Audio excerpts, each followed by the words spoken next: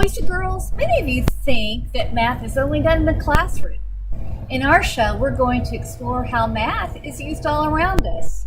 We'll practice doing mental math in everyday situations and learn how to solve a word problem in a very easy way. So, buddy, let's hit the road and get ready to beat the clock. Welcome, boys and girls, to this episode of Beating the Clock on the Road. Today, we are here with Harper and Ellie at their mom's sign shop called FluidPrints. And I would love for one of the girls to ask their mom how she uses math. How do you use math every day? Every day we are measuring walls, we are measuring signs. For the walls, we measure square footage, so we make sure we're installing the right sizes and printing the right sizes. And then at the end of the job, we are measuring the signs and adding up the cost for all of the signs. So a lot of math is involved in your work. And they actually made these pretty cool signs for our show. So let's do a little mental math, okay, Allie? Let's suppose that I wanted to order 4 of these nice signs. And let's suppose that each one cost $15. Could you do that mentally if you want 4 signs, each one cost $15? $60. Well, how did you do it so fast? Because I know 15 plus 15 is 30. So 30 times 2 is 60. What a great technique. So let's suppose a customer paid with $100. How much change would you get back? 40. That's exactly right. Well, no problem with mental math. Let's go on to word problems. Girls, I hope you don't stress about word problems. I bet you don't. How many times should you read a word problem? 3 times. So what do we always say? Let's tell the boys and girls. We say, read, and read it again. Exactly. So I'm going to read this word problem the first time. And we just want to kind of visualize the problem the first time. So it says, what's the difference in the perimeter of the 2 signs? So let's visualize it. I've got 2 signs that they made for me. And we want to know the difference in the perimeter.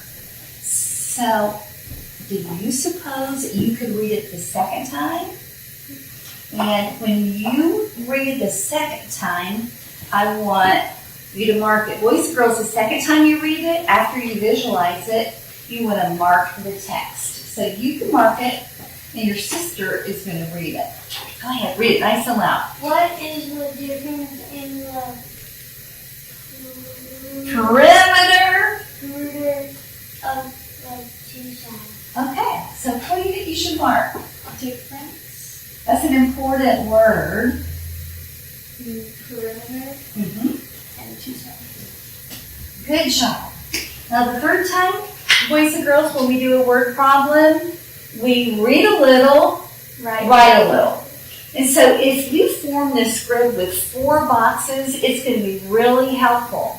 And what do we put in those boxes? We put, I know, I need, work, and cents. So I know I need work and cents. So what do you know in this problem? I know that this one side is 20 and then one side is 10. Okay, so let's just suppose that this is 10 and this is 20. Okay, and let's hold this one up. And let's suppose that across this way we've got 40 and this is 20. So it looks like you've drawn them here. You want to describe what you just did? I added 20 plus 20 and 10 plus 10, and that equals 60. And I did 40 plus 40 and 20 plus 20 is 120. So she drew a picture. It's always a really good idea, boys and girls, to draw the pictures. Go ahead and draw those rectangles. And what are you supposed to find out? I need the difference of the perimeter of signs. It's really important that you know the word difference. What does difference mean?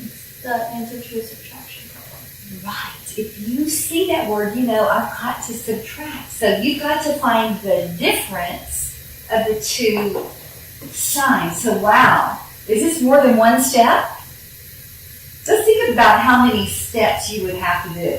How many steps would you have to do? 3. You'd have to find the perimeter of this one, the perimeter of this one, and then You have to make sure that's right. you have to subtract. So let's see if it makes any sense. Maybe you could point how you would find the perimeter over on this one.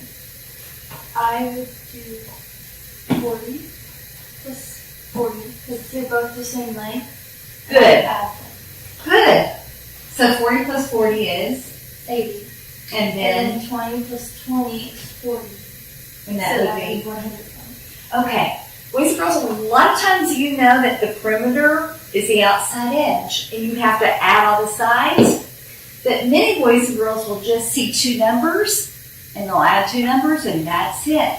But the top and the bottom are the same, and the sides are the same. So we have to add all the sides.